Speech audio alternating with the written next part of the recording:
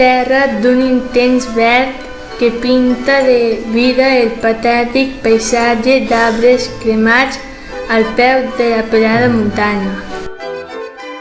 La protecció del sòl esdevé una de les prioritats per evitar l'erosió del terreny i el perill de desertització, i tanmateix permetre que creixin les plantes.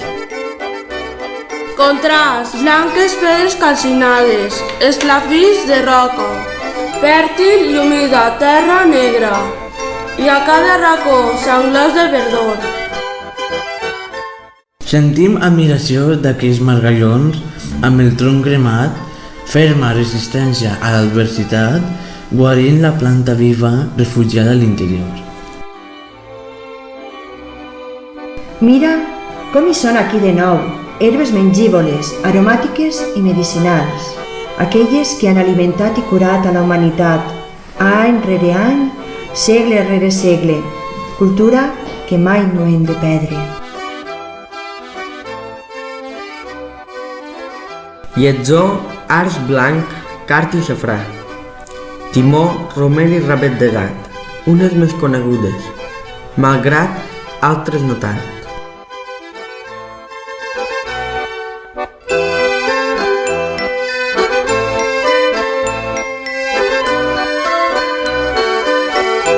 La meva terra sols té caliu que dorm i dura dintre d'un niu. La fusta i jo que volem sortir, esperem flama que ens digui sí. Uns endavant ens volen sempre portar endavant. Els alumnes de les aures de Pedagogía Terapèutica I de l'aula específica. d'IES Enric Valor. Comencem a treballar emocionats. I amb molta il·lusió. Seguirem comptant-vos més endavant. La fusta i jo que volem sortir, esperem flama que ens digui sí. La meva terra és com un infant, no dona gràcies ni mai sap quan.